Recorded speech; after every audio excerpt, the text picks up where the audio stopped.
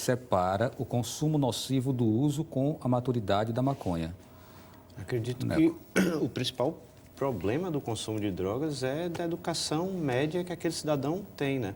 O acesso ao álcool é grande, a cigarro é mesmo, a maconha é muito fácil. O crack você consegue comprar em qualquer boca de fumo que já venda maconha. Então, se você não sabe qual o seu limite, o quanto você aguenta, se você não pode fumar porque vai estar doidão nas próximas 2 horas, então não vai fazer o seu trabalho normalmente, não vai conseguir vir para a TVU, digitar alguma coisa.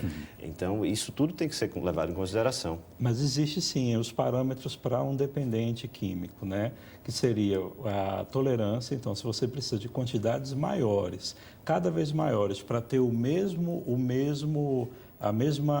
efeito, ou se você usando a mesma quantidade, o efeito não é mais o mesmo, isso já é um critério para você já sinalizar que você está se tornando dependente. Varia de organismo para organismo, não é isso, doutor? Exatamente. Claro, com certeza isso é uma coisa individual, deve ser analisado individualmente.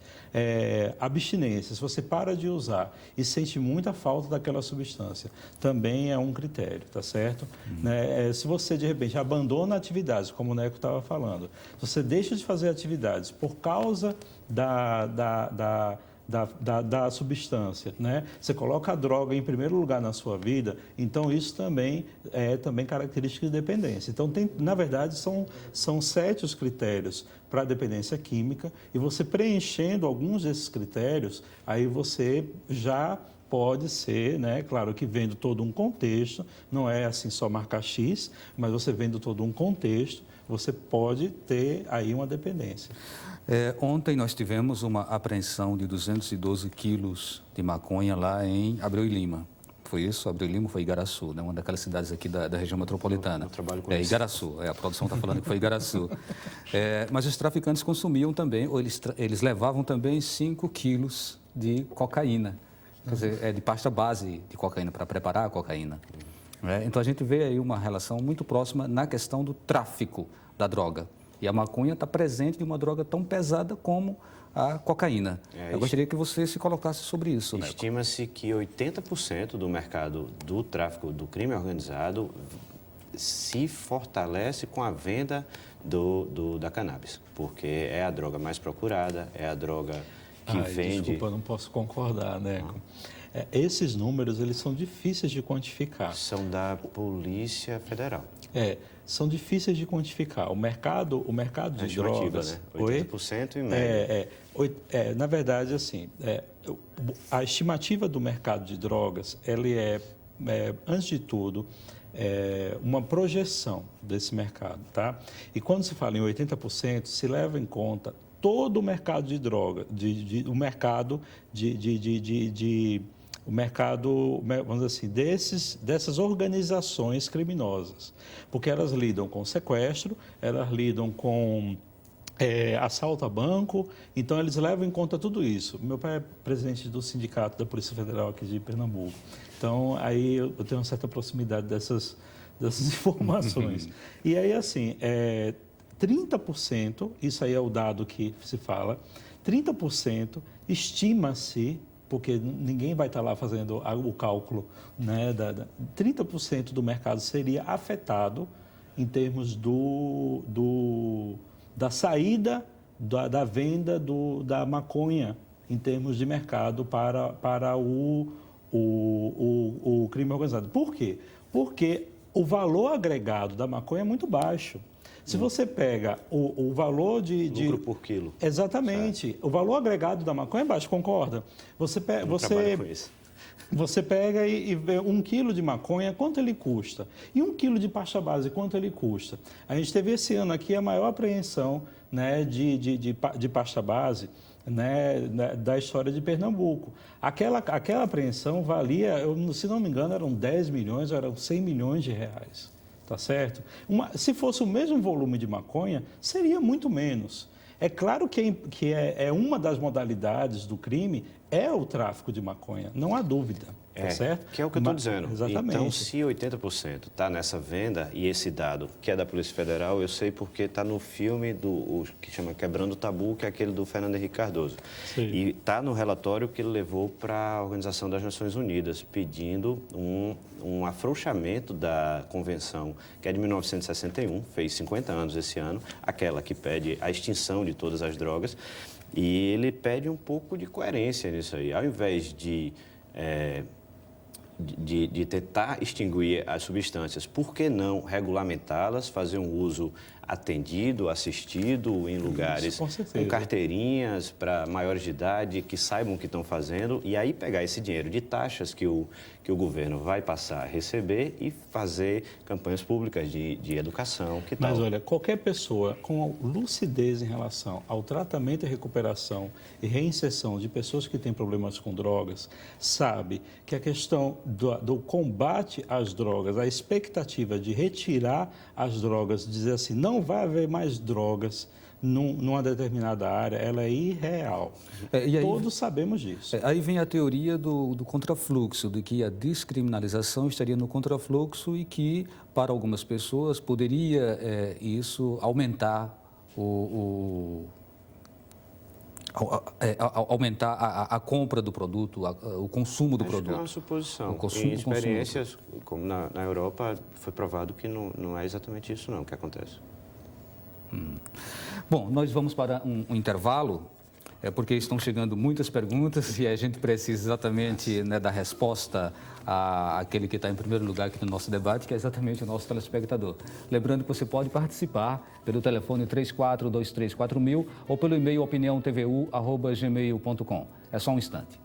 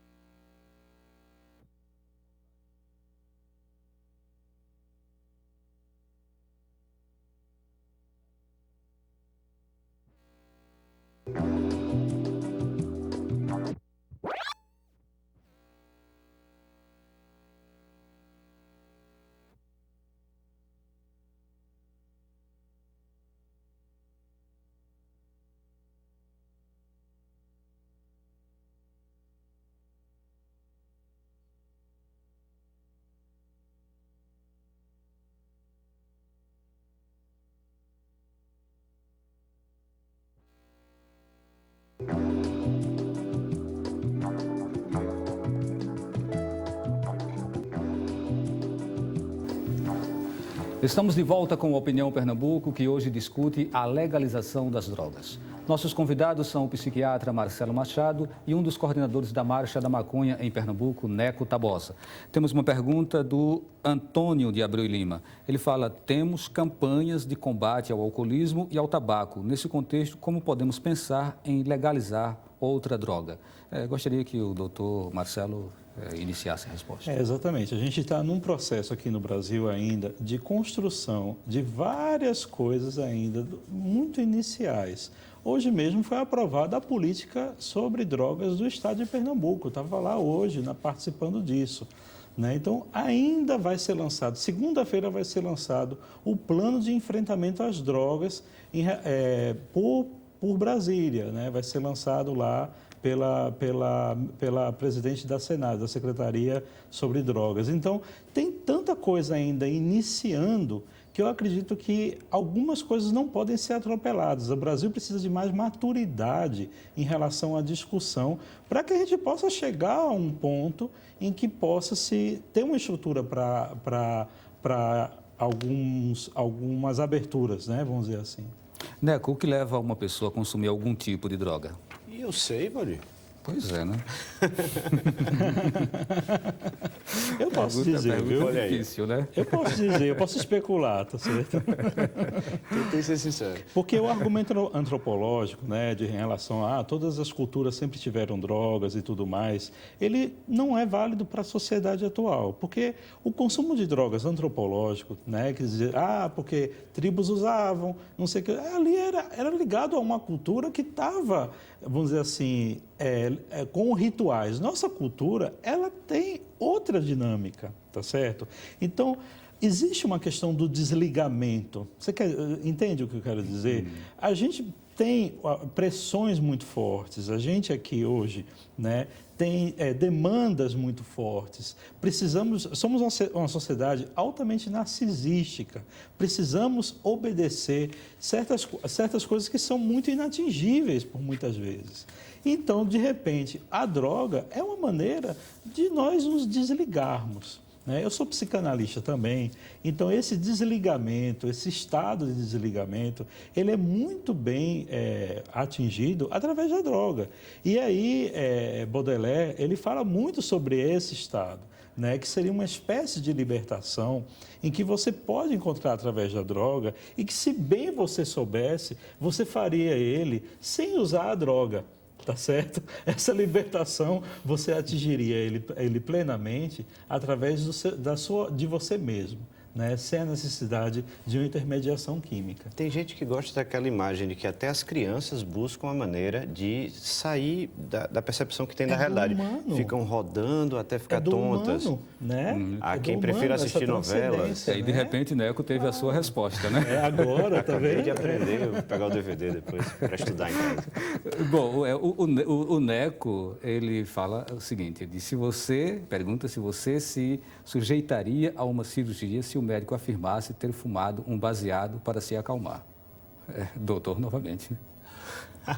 Para mim, Quem essa perguntou? pergunta... Perguntaram para mim? É uma pergunta, ele fala assim, para o Neco, aliás. Ah, tá. Você se sujeitaria a uma cirurgia se o médico afirmasse ter fumado um baseado para se acalmar?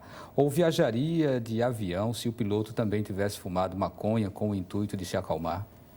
Rapaz, eles usam outras coisas, né? Esses médicos, aquele Mandrix e até álcool em quantidades cavalares, né? Eu nunca sei se fui operado por alguém em condições que não seriam as de qualquer uma dessas substâncias. Esse avião pode cair, doutor? Ele deve ter o registro cassado, né? O médico que operar sob efeito dessas substâncias, inclusive o Conselho Regional, ele tem uma sessão exclusiva para atendimento de médicos dependentes químicos, né? Que existe também, o médico é um ser humano.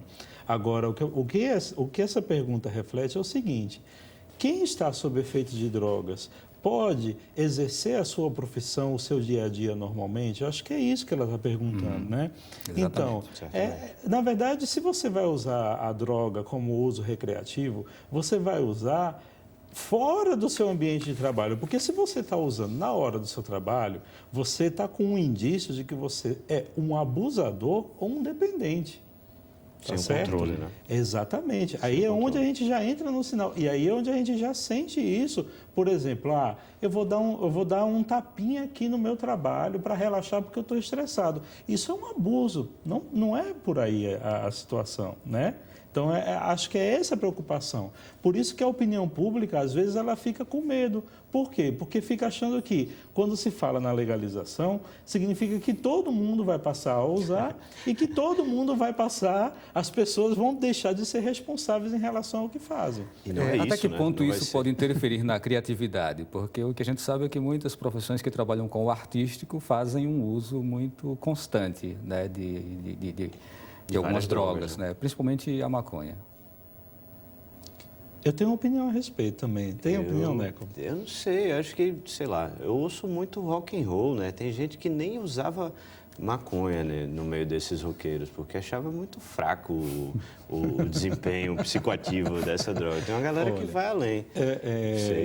Assim, uma das coisas que eu faço para me libertar em relação às minhas tensões é a questão das artes plásticas, né? Eu tenho muita proximidade do meio das artes plásticas. E aí é uma coisa bem que eu percebo bastante. A produção artística, sob efeito de substâncias, ela é uma produção vazia. Porque é uma produção que, vamos dizer assim, ela não tem aquilo que é mais importante, que é o reflexo de algo, é produto de uma reflexão, entendeu? E não de um artificialismo, tá? Qualquer substância, não estou falando da maconha, não.